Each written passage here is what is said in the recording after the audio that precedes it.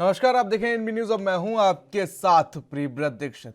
उत्तर प्रदेश विधानसभा चुनाव के 7वें चरण और अंतिम चरण में 9 जिलों में 54 विधानसभा सीटों पर 7 मार्च को वोट डाले जाएंगे। इस चरण में बीजेपी और सपा के जातिगत समीकरण की तो परीक्षा होगी ही, साथ ही 7वें चरण में बीजेपी की बुलडोजर नीति की भी परीक्षा होगी। तो इस बुलडोजर नीति पर उन इलाकों में क्या असर हुआ है जहां पर यह बुलडोजर चला है।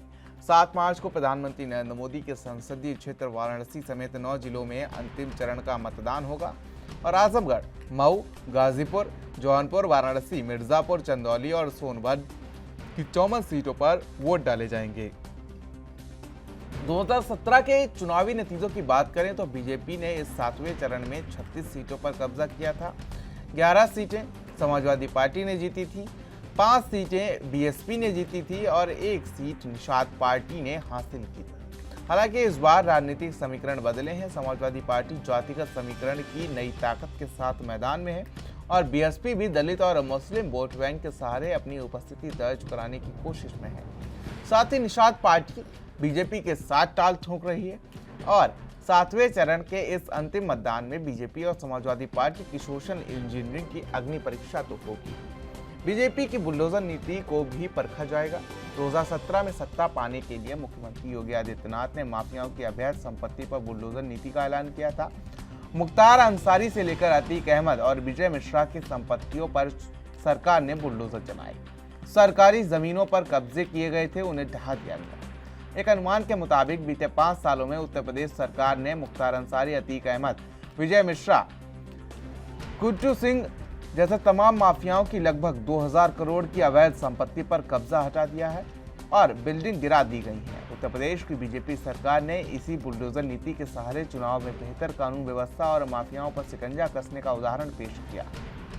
बीते 6 चरणों में चुनावी रैली में माफियाओं पर की गई कार्रवाई की नजीर पेश करते हुए नजर आए। बीजेपी बेहतर कानून व्यवस्था के नाम पर वोट बटोरने की कोशिश कर रही है, तो वहीं सीएम योगी से लेकर तमाम बड़े नेता बयान दे रहे हैं कि 10 मार्च के बाद फिर से बुलडोजर चलेगा। लेकिन अब बुलडोजर नीति की अग्नि परीक्षा 7 मार्च को होने वाले चरण में हो जाएगी।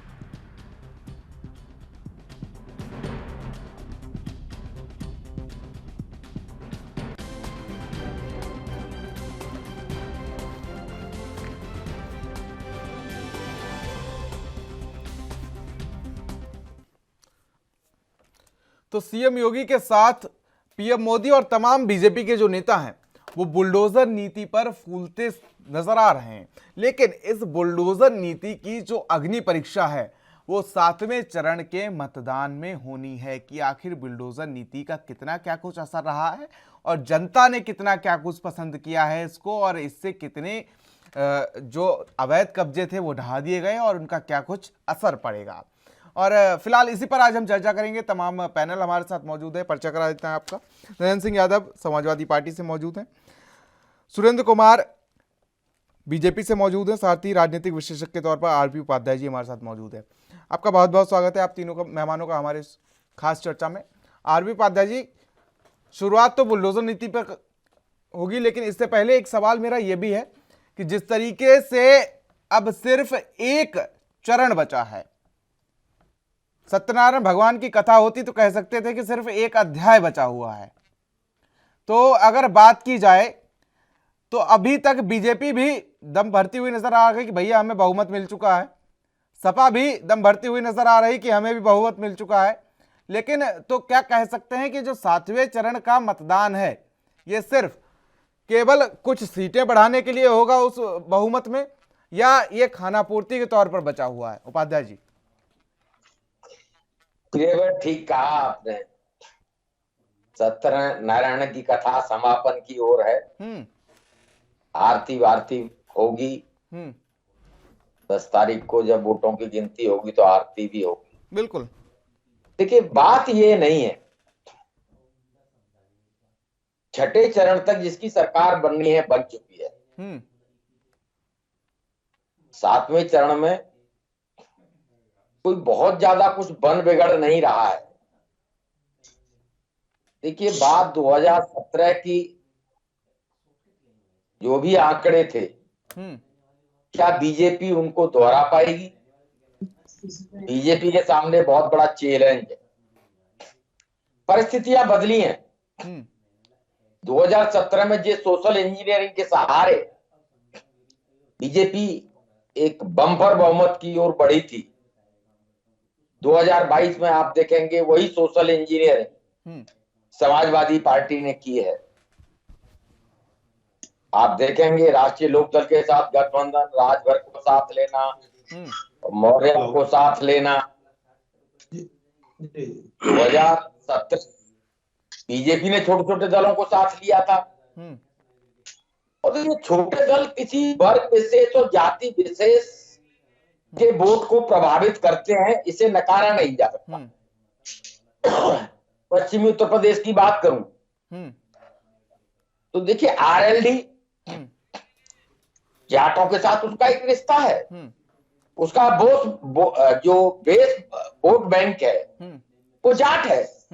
वो जिधर आरएलडी खड़ी होती है उधर डेफिनेटली जाट वोट जाता है। आपकी पादा साहब, ये पश्चिमी उत्तर प्रदेश से लेकर पूर्वी उत्तर प्रदेश में चुनाव आयोग का जो कुनबा पहुंचा है, इस पर फिलहाल अब चर्चा जारी रखेगी, लेकिन यहाँ रुकेंगे छोटे से ब्रेक के लिए।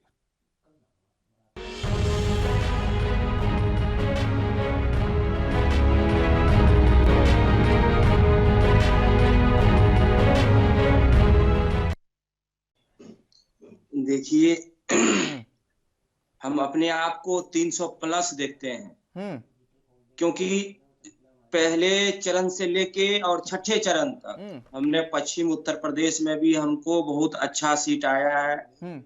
पश्चिम से लेके अब पूर्वांचल तक की बारी खत्म हो चुकी है। अब एक चरण बचा है जिसमें 54 सीट है। इस 54 सीट में भी हमें 40 प्लस सीट आ रहा है।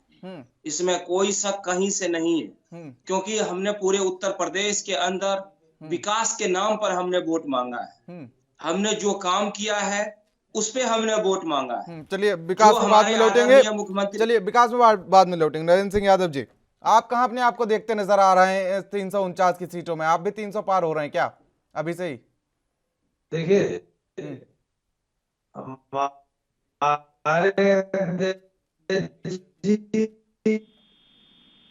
छोड़ेंगे विपक्ष के लिए, और जनता का आक्रोश जो भाजपा के प्रति है, मुझे लग रहा है वो सच होता दिख रहा है। आप देखेंगे कि पूरे चुनाव में इन्होंने कितने हथकंडे अपनाए। नहीं वो उन सब पे बाद में, पहले ये कितनी सीटें, उन सब पे बाद में चर्चा। पूरी डिबेट अभी 45 मिनट बाकी है, उन सब पे बाद में। सीट की बात पे आ रहा हूँ मैं। 54 सीट जो है अभी जो चुनाव हो रहा है, होगा 7 मार्च को, उसमें 50 सीट हम लोग जीत रहे।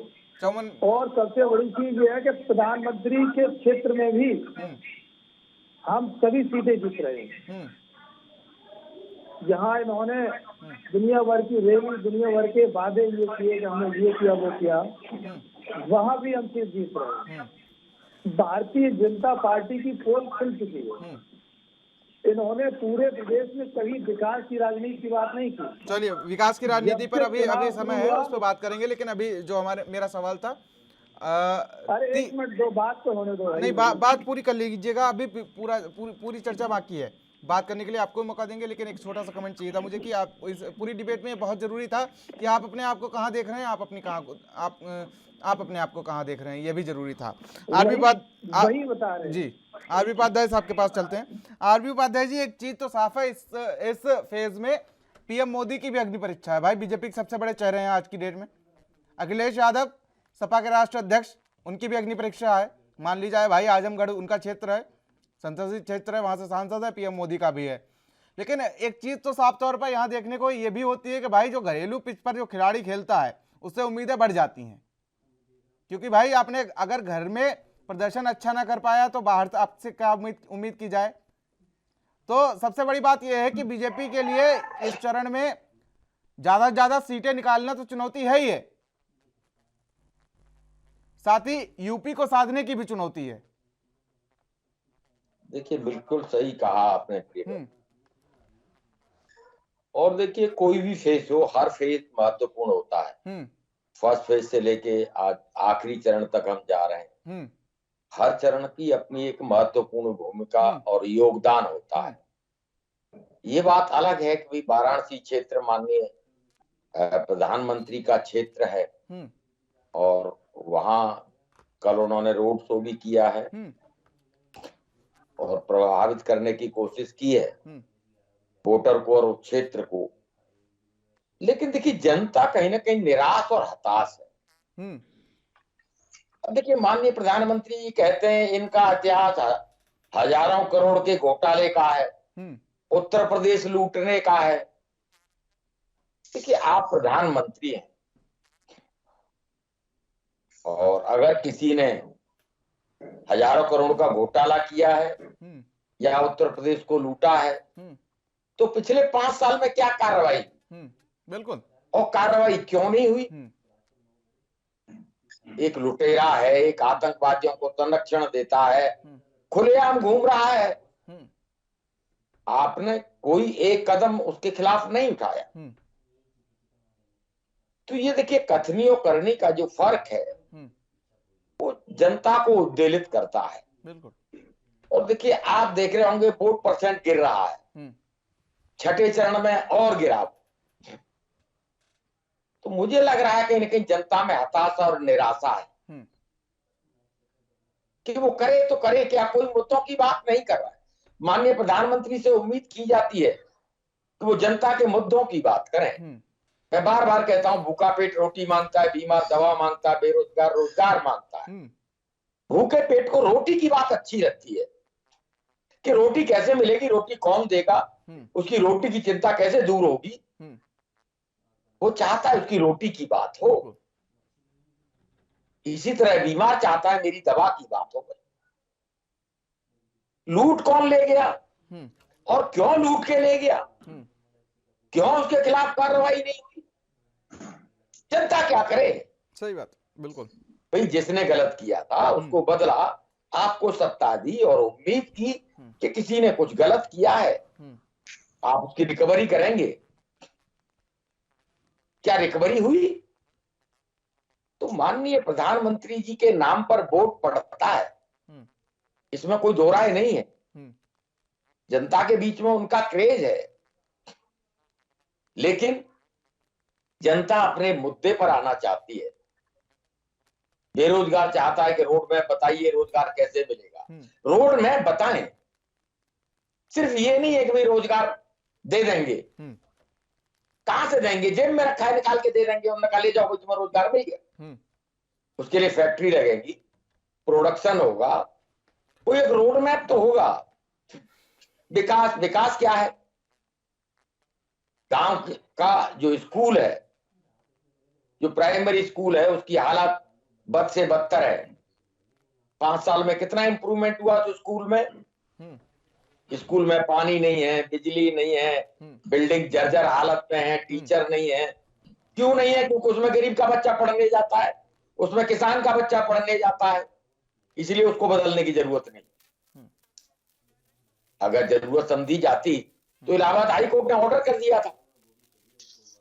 माननीय जस्टिस ने कहा था कि भाई जो भी जनप्रतिनिधि है, सरकारी कर्मचारी, उनका बच्चा सरकारी स्कूल में पढ़े, यह न्याय जरूरी होगा। अगर जनता का भला करना चाहते थे तो वो लागू करना चाहिए था। तो देखिए कथनी और करनी के फर्क से जनता में उदासीनता देखने को मिल रही है। अब जनता को लगने लगा है नागनाथ, सापनाथ सब एक से ही है, ये सब एक से हैं। वो कहता है ये लुटेरा है, भी कह रहा है सी लुटेरा है। अरे भाई क्या लुटेरे इलेक्शन लड़ रहे हैं? क्या लुटेरे लूट के लिए इलेक्शन लड़ रहे हैं? कितना लूटेंगे? वो लूट के ले गया, आप लूट के ले गए। बिल्कुल। आरबी उपाध्याय जी लौटेंगे और इन आपके तमाम सवाल हैं। हमारे साथ सुरेंद्र सिंह मौजूद हैं बीजेपी से, तमाम सवालों का जवाब। तब तक ब्रेक लेते हैं और तब तक आप सवाल के जवाब भी सोच लीजिए। यहाँ रुकेंगे छोटे से ब्रेक के लिए।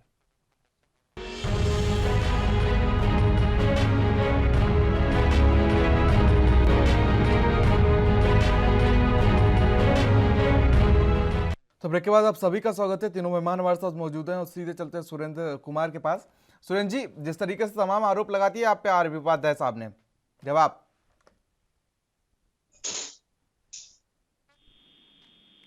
सुरेंद्र जी, आवाज पहुंच रही है क्या आप तक? चलिए लौटेंगे आपके पास। नरेंद्र सिंह यादव जी हमारे साथ मौजूद हैं समाजवादी पार्टी से। तो देखिए, भारतीय जनता पार्टी की पोल खुल चुकी है। इस पार्टी का जन्म जो है ना, सांप्रदायिकता के आधार पर हुआ था, और इस सरकार में भी इन्होंने, और सेंट्रल की सरकार में भी आप देखेंगे कभी विकास की बात नहीं की। आप पूरा चुनाव देखेंगे तो कैराना मुद्दा उठाया उन्होंने, मथुरा का मुद्दा उठाया, मंदिर बनाएंगे हम, इन्होंने हिजाब का मामला उठाया, लेकिन कभी ये नहीं कहा कि हमने जनहित में ये काम किए। और ये पूरे प्रदेश की जनता देख रही है और इनसे हताश और निराश है। इन्होंने पूरे देश को ठगा है। इन्होंने हिंदुत्व के नाम पर, राम के नाम पर जो लूट मचाई है, संगठित अघोषित संगठित लूट मचाई है, उसका बदला उत्तर प्रदेश में जनता देने जा रही है। और भाजपा की ऐतिहासिक हार होगी इस चुनाव में। समाजवादी पार्टी भारी बहुमत से चुनाव जीतने जा रही है। ये लोग सिर्फ मीडिया में जीवित हैं। ये लोग मीडिया में जीवित हैं कि भाई हम ये जीत रहे हैं, हम वहां जीत रहे हैं। इन्होंने जितने वादे किए, एक भी वादा पूरा नहीं किया। आप देखिए, मुख्यमंत्री जी हेलीकॉप्टर में बैठ के रावण की हंसी हंसते हैं। भाई जनता ने आपको इसलिए बैठाया था कि भाई एक तरफा आप लोगों पे बुलडोजर चलाएंगे, अपनी राजनीतिक दुश्मनी जो आपने मठ में राजनीति की, ब्राह्मणबाई ठाकुर अदर की, उसको आप प्रदेश में लागू करेंगे। आप दूसरे लोगों को, दूसरे जातियों के लोगों के ऊपर बुलडोजर चलाएंगे, आप दूसरे जातियों के लोगों की हत्या कराएंगे, आप उनको जेल भिजवाएंगे। उत्तर प्रदेश की जनता ने आपको इसलिए चुना था क्या आप 80 और 20 की बात करते हैं? क्या 20 में सिर्फ ठाकुर लोग ही हैं? क्या क्षत्रिय हैं? आप देखिए, चुनाव से लेके कितने लोग जो है माफिया, इन्होंने जातवाद की राजनीति की इन्होंने, और इसकी पोल खुलने जा रही है। और देखिए, समाजवादी पार्टी ने कितने काम किए। जातिवाद की राजनीति ना हो, ये तो बिल्कुल हो ही नहीं सकता। अगर 2-4 शब्द मैं इस पे कह दूंगा तो शायद आपको भी कड़वा लग जाएगा। मेरी बात कंप्लीट नहीं, कंप्लीट कर लेंगे, इसका जवाब ले लेते हैं। तमाम आरोप लग गए हैं सुरेंद्र कुमार जी से, ले लेंगे जवाब। अरे भाई, मेरी बात कंप्लीट तो होने दो, आप पूरी बात ही नहीं होने दे रहे। कंप्लीट कीजिए, अपनी बात को कंप्लीट कीजिए, बिल्कुल कम शब्दों में कंप्लीट कीजिएगा। सुरेंद्र कुमार सिंह को भी डिबेट में ले लेते हैं। देखिए, कोई भी संवैधानिक पद होता है, उसकी एक गरिमा होती है, उसकी एक लक्ष्मण रेखा होती है। 5 साल मुख्यमंत्री जी ने एक जो है डिक्टेटरशिप की है। भाई जनता ने आपको विकास के लिए बैठाया था, आपने हिंदुत्व की भी राज नहीं रखी। इन्होंने हिंदुत्व के नाम पे हिंदुओं को लूटा है, इनको बर्बाद किया है। पूरे देश में लोगों ने, प्रधानमंत्री जी ने हिंदुत्व के नाम पे सबको बदनाम किया है। तो ये 2 नेताओं के ऊपर चुनाव लड़ रहे हैं। बिल्कुल बिल्कुल बिल्कुल। इन तमाम आपके जो सवाल हैं इन पर जवाब लेंगे ब्रेक के बाद, लेकिन यहाँ रुकेंगे छोटे से ब्रेक के लिए।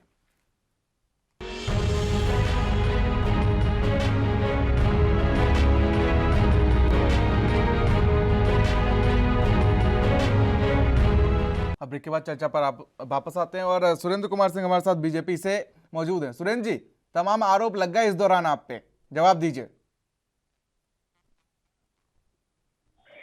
है आरोप लगाना, लेकिन आरोप सही तरीका से नहीं लगा पा रहे हैं।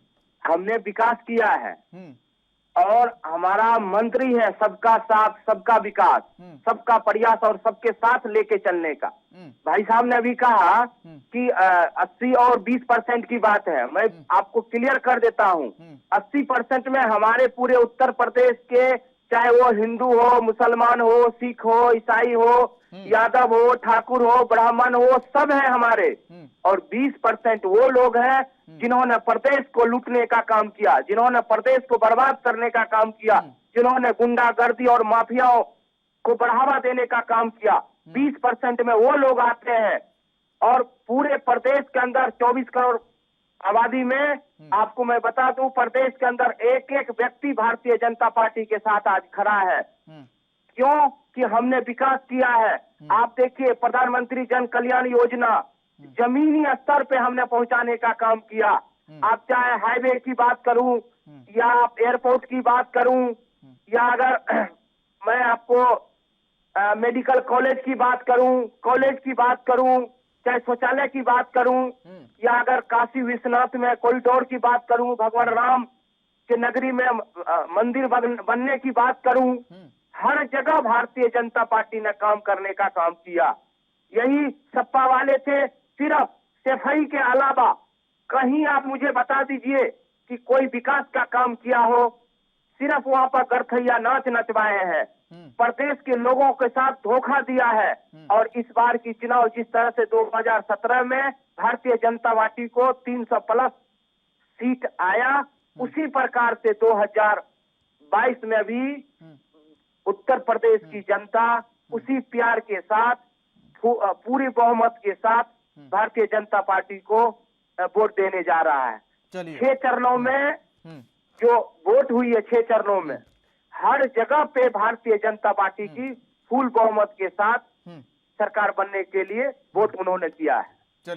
मैं प्रदेश की जनता को धन्यवाद देना चाहता हूं कि योगी जी के नेतृत्व में और आदरणीय हमारे प्रधानमंत्री जी के नेतृत्व में विश्वास जताते हुए घर से बाहर निकलकर वोट करने का काम किया। चलिए सुरेंद्र कुमार जी, लौटेंगे आपके पास। आरबी उपाध्याय साहब हमारे साथ मौजूद हैं, वरिष्ठ पत्रकार हैं, काफ़ी कुछ समय दिया है इन्होंने फील्ड में और तमाम चीज़ों को समझा है, परखा है और देखा भी है। आरबी उपाध्याय साहब, देखिए, अगर समझने की कोशिश की जाए, अभी हमारे साथ बीजेपी से नेताजी मौजूद थे, सुरेंद्र कुमार सिंह जी, अगर तमाम विकास को लेकर बात कर रहे थे, एयरपोर्ट, रोड, हाईवे, एक्सप्रेसवे, दुनियादारी तमाम गिना डाली, लेकिन अगर बात समझने की कोशिश की जाए तो विकास, मैं उस विकास को विकास नहीं समझता हूँ। मैं उस विकास को विकास तब समझता हूँ जब उस गरीब तबके तक भी सारी योजनाएं पहुँचें, उसे ये ना सोचना पड़े कि भैया सुबह का तो व्यवस्था हो गया है खाने का, शाम की बासी रोटी खा ली है, सुबह के बाद अब शाम को हमें खाना कैसे नसीब होगा। मेरा अगर ये चीज़ें बंद हो जाएं और सारी योजनाओं का लाभ वहाँ तक पहुँच जाए तो मैं समझता हूँ कि प्रदेश में विकास हुआ है। देखो भैया, थोड़ा सा ज़मीन से जुड़ा हुआ व्यक्ति हूँ, ज़मीनी स्तर पर पत्रकारिता की है तो थोड़ी चीज़ें देखी भी हैं, समझी भी हैं, परखी भी हैं, और उन चीज़ों को देखकर कहीं ना कहीं दुख भी लगता है कि तमाम बड़े बड़े योजनाएं की बात हो जाती है, वादों की बात हो जाती है, लेकिन ज़मीनी स्तर पर चीज़ें वही की वही रह जाती हैं। उपाध्याय साहब, एक छोटा सा कमेंट आपका। आपने बिल्कुल ठीक कहा। विकास का मतलब है समाज का अंतिम व्यक्ति, उस तक उसका फायदा पहुंचना चाहिए। और अंतिम व्यक्ति वो एक गरीब व्यक्ति है, उसको कोई टिकट नहीं देगा, सत्ता में भागीदारी नहीं देगा।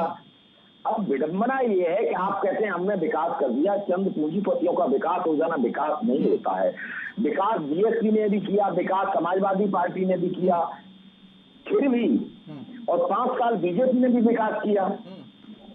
इसलिए समाज के अंतिम व्यक्ति का जीवन स्तर तो नहीं था। मैं बार बार कहता हूं कि जो स्कूल है वो नहीं सुधरा।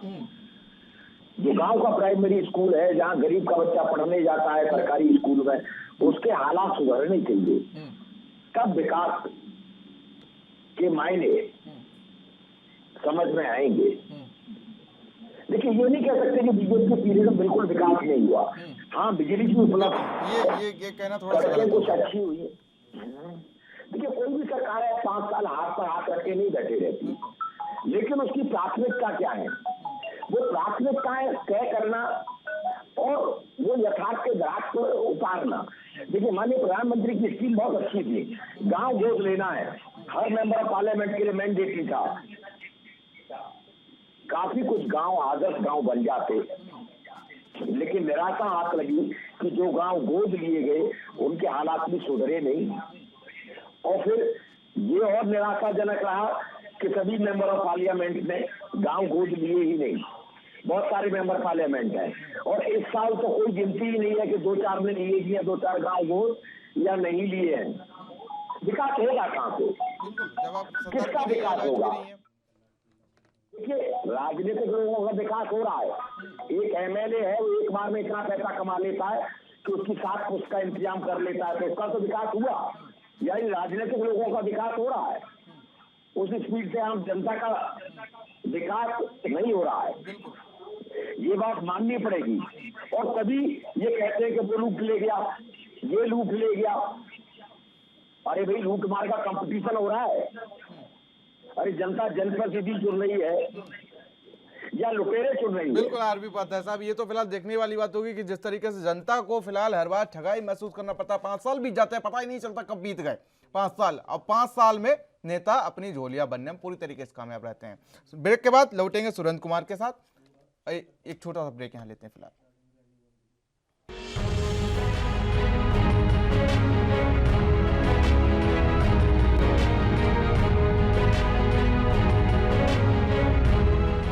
के बाद चर्चा पर वापस आते हैं और तीनों मेहमान हमारे साथ मौजूद हैं। सुरेंद्र कुमार जी लौटेंगे आपके पास, लेकिन उससे पहले एक छोटा सा कमेंट नरेंद्र कुमार सिंह जी से ले लेते हैं। नरेंद्र सिंह जी। हेलो जी नरेंद्र जी, आवाज आ रही क्या आप तक? हाँ जी बोलिए। जी, हमारे मित्र अभी भाजपा के बैठे हैं, इन्होंने ये कहा कि हमने जो है एयरपोर्ट बनाया और सड़क बनाई। इनको पूछो कि एयरपोर्ट जो है ये लोग सरकारी पैसे से बनाते हैं और तगड़े अच्छे पैसे से बनाते हैं और अपने मित्रों को कौड़ियों में बेचते हैं। ये तो भाई लोगों के लिए बनाया हमने कि अपने मित्रों के लिए बनाया है? भाई अपने मित्रों की तिजोरी भरने के लिए बनाया है एयरपोर्ट आपने। दूसरी चीज, इन्होंने कहा कि हमने सड़कें बनाई। आप देखिए, सपा सरकार में जो पूर्वांचल हाईवे बना था, उसका जो रोड मैप था, उसका बनाने का जो तरीका था, इन्होंने चेंज कर दिया। कुछ उसका बजट कम कर दिया, ना उस पर साइड में सड़कें रखी हैं, ना कोई जगह रखी है होटल्स के लिए रखी, ना कुछ नहीं रखा। ठीक है, उन्होंने इसको बर्बाद कर दिया। दूसरी चीज आप देख ले, जितना प्रदेश में सड़कें बनी है, आप उनकी इतनी स्थिति खराब है कि नारियल जब उसमें मारते हैं तो सड़क टूट जाती है, नारियल नहीं टूटता है। कितना बड़ा भ्रष्टाचार हुआ है सड़कों में, बताइए। इन्होंने कहा कि हम गड्ढा मुक्त कर देंगे उत्तर प्रदेश को। आप लखनऊ में देख लो, कहीं भी लखनऊ में देख लो कि गड्ढा मुक्त है सड़क। अच्छा, आप इन्होंने कहा दूसरा जो है हॉस्पिटल बनाए। इन्होंने जितने हॉस्पिटल का उद्घाटन किया उसमें ना कोई स्टाफ है, ना कोई मशीनें हैं, खंडहर पड़े हैं और इनका उद्घाटन कर दिया। अगर आपके पास इतने मेडिकल थे तो आप कोरोना के समय न दवा दे पाए, न बिस्तर दे पाए, न ऑक्सीजन दे पाए। अगर आपने विकास किया था तो लोग क्यों मरे? विधायक यहाँ के फोन कर रहे थे कि भाई सीएमएस से फोन किया, सीएमएस को फोन किया था, वो कह रहा है कि अगर आपके पास सिलेंडर है तो हम भरवा देते कहीं से। अब बताइए, इनके सांसदों और विधायकों की ये हालत थी उस समय, और लाखों लोग मरे ऑक्सीजन के अभाव में। अगर इन्होंने विकास ये किया था, अरे उपाध्याय जी बात कर लेंगे, आप 2 मिनट रुकिए, मेरी बात पूरी होने दो। मैं आपकी हर एक बात का जवाब देंगे और आप न्यूट्रल पत्रकारिता करिए, एक पक्षपात मत करिए, आप बैलेंस मत करिए बात को। भाजपा ने जो गड़बड़ी की है ना उपाध्याय जी, उसको आप बताइए, आप संतुलित मत करिए आप। और राजनीतिक विश्लेषक का मतलब ये होता है कि वो दोनों पक्षों की चीजों को, अच्छी और बुरी चीजों को बताए। ये नहीं होता है कि उसका लीप, गाँव के कहावत है ना कि भूसे पे लीपना, तो ये भूसे पे लीपना मत करिए आप सीनियर आदमी हैं, आप एक अच्छी बात करिए। एक वो विकास यही है, सुनिए, उसके उस पे आ रहा हूँ मैं, उस पे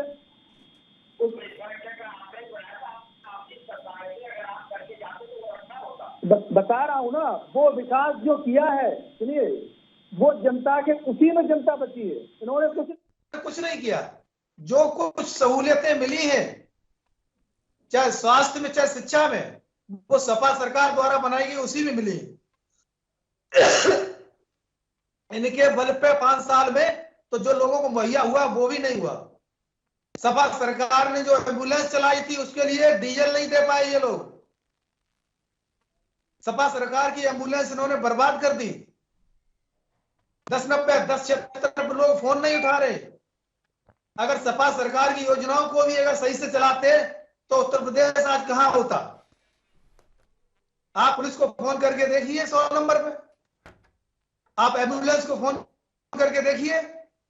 कोई आवाज नहीं था जब आप सत्ता में थे। बनाया, गोमती रिवरफ्रंट बनाया, हाईवे बनाया, लोगों को पेंशन दी, कितनी योजनाएं हैं आप बताओ।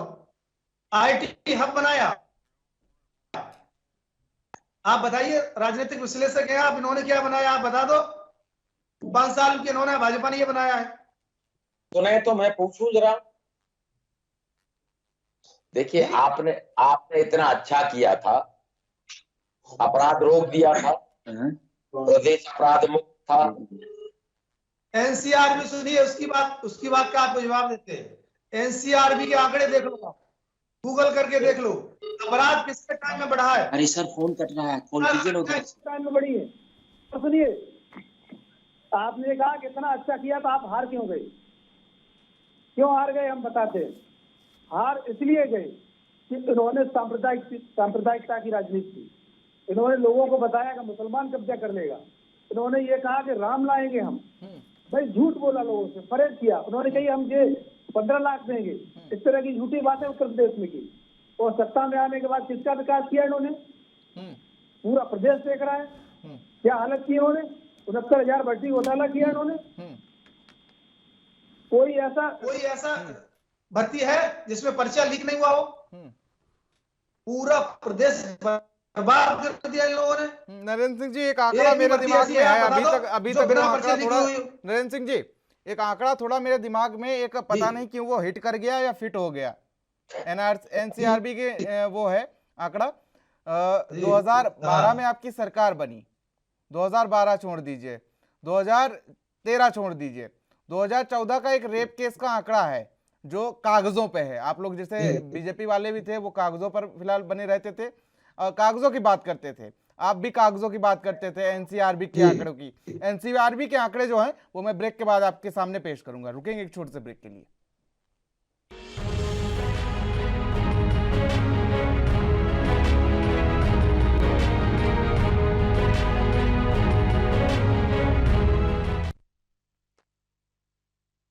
तो ब्रेक के बाद आप सभी का स्वागत है। तो जिस तरीके से एनसीआरबी की रिपोर्ट की बात चल रही थी ब्रेक से पहले, एक आंकड़ा मेरे दिमाग में भी है। नरेंद्र सिंह जी आप भी सुनिएगा, आरपी उपाध्याय जी आप भी सुनिएगा। अगर मैं गलत हूं मुझे तुरंत टोक दीजिएगा। 2012 में नरेंद्र सिंह जी आपकी सरकार बनी, ठीक है। 2012 में 13 बीत गया, कोई बात नहीं। 14 के आंकड़े हैं मेरे पास। रेप केस हुए थे, जो कागजों की बात है। कागजों पे आप लोग कागजी कार्रवाई बहुत बात करते हैं ना, कि हाँ कागजों पे हमने ये कर दिया वो कर दिया। अभी हमारे साथ सुरेंद्र कुमार जी मौजूद थे, तमाम बात कर रहे थे कि कागजों पर हमने ये कर दिया वो कर दिया, लेकिन ज़मीनी हकीकत कुछ और ही है। हालांकि कागजों पे हो सकता हो ये रेप केस कम हो, लेकिन कुछ चीज़ें हैं जो थाने पुलिस तक नहीं पहुंच पाती, ठीक है। 3,365 रेप केस हुए थे 2014 में। 14 की बात कर रहा हूँ, ये एनसीआरबी की रिपोर्ट है, ठीक है। अभी आप एनसीआरबी की रिपोर्ट मांग रहे थे ना, मैं पेश करता हूँ। 9,075 रेप केस हुए थे 2015 में। सीधे आंकड़ा जो था वो 3 गुना बढ़ा था। अखिलेश यादव की सरकार थी 2012 से 2017 में। एक छोटा सा जवाब आपसे चाह रहा हूं।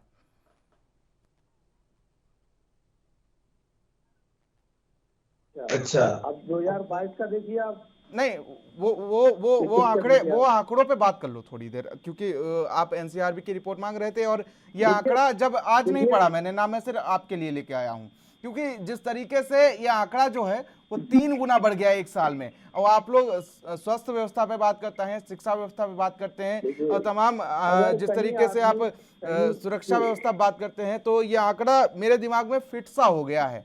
और थोड़ा सा चुभता भी है आंकड़ा कि एक साल में 3 गुना बढ़ गया।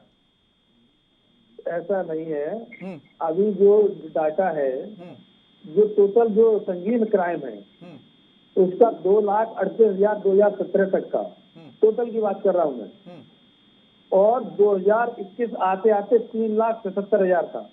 और ये आंकड़ा फिर झूठा है क्या, ये बता दीजिए, आंकड़ा झूठा है क्या?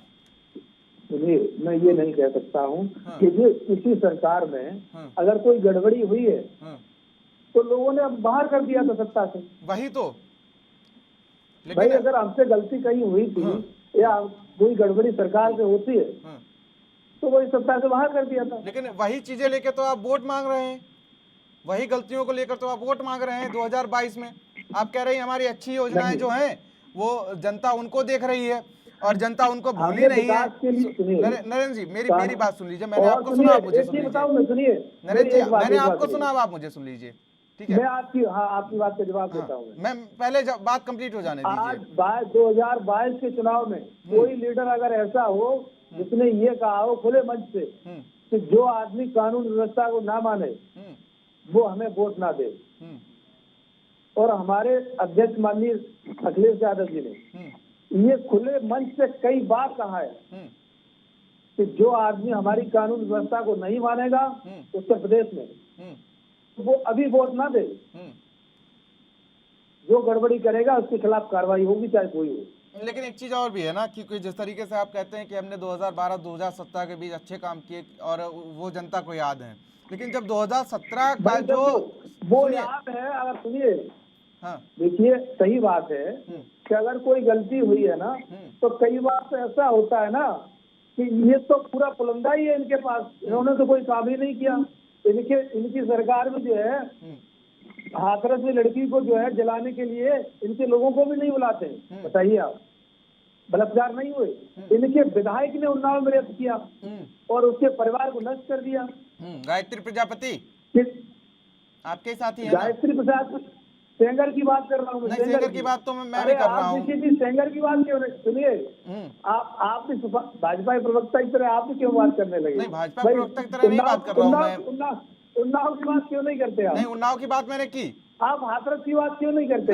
बात कर रहा हूँ ना, उस पर बात मैंने। अगर यहाँ पर अगर यहाँ पर सुरेंद्र कुमार जी अभी मौजूद नहीं है हमारे साथ बीजेपी से, लेकिन अगर ये बात होती तो मेरा सीधा सवाल यही होता कि आप दोनों प्रवक्ताओं से मेरा सीधा सवाल ये होता कि कुलदीप सेंगर कौन है और गायत्री प्रजापति कौन है, दोनों लोग जवाब दे दीजिए।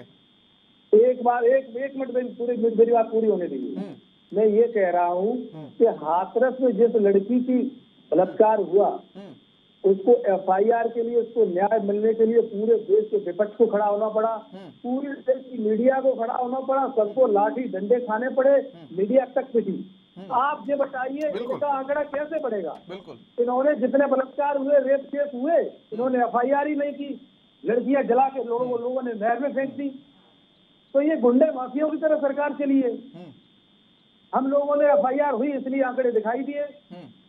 आंकड़े दिखाई क्यों दिए? यही तो छोटा सवाल है कि आंकड़े आखिर दिखाई क्यों दिए? और 3 गुने आंकड़े बढ़ गए, ये तो कहीं ना कहीं शर्मिंदगी वाली बात भी है नरेंद्र सिंह जी, कि एक ही साल में आपकी सरकार बनी, उसके बाद तुरंत 3 गुने आंकड़े बढ़ गए। सुनिए, हम क्या कह रहे हैं? आप बोलिए। एफआईआर ही नहीं होनी थी भाई, आपने करवा ली एफआईआर, आपने आंकड़े बढ़वा दिए। भाई इस सरकार में तो एफआईआर लिखी नहीं गई। ये कोई तर्क नहीं होता कि इस सरकार में एफआईआर दर्ज नहीं की। अपने आप को अगर ढकने की, लिपने पोतने की कोशिश की जाए तो ये चीजें बहुत अच्छी लगती है कि भैया इनकी सरकार में एफआईआर नहीं दर्ज की गई और हमारी सरकार में एफआईआर दर्ज कर ली गई। उपाध्याय, चलिए उपाध्याय साहब कुछ बोलना चाह रहे हैं। उपाध्याय साहब, कैसे रिपोर्ट लिखी गई? चलिए उपाध्याय साहब का उदाहरण है कि उस लड़की को कैसे बर्बाद किया, उसके परिवार को। एफआईआर ही नहीं लिखे आंकड़े। हम लोग एफआईआर तो लिखते थे कम से कम। नहीं, बिल्कुल ये अच्छी बात है आपकी, आप एफआईआर करके अपना जुर्म एक इवाल कर लेते थे, ये अच्छी बात है। आरबी उपाध्याय साहब से छोटा करते थे, कार्रवाई के लिए कार्रवाई होती थी, उसमें कुछ झूठे भी होते थे, कुछ सच्चे भी होते थे। सहमत नहीं होंगे।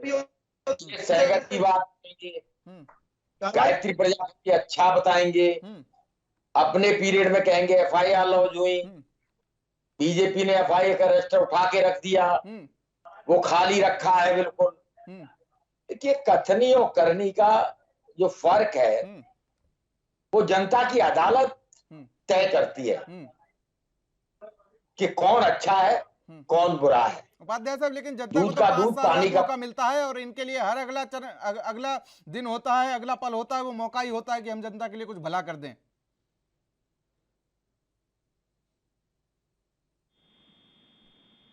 उपाध्याय साहब, आवाज पहुंच रही क्या आप तक?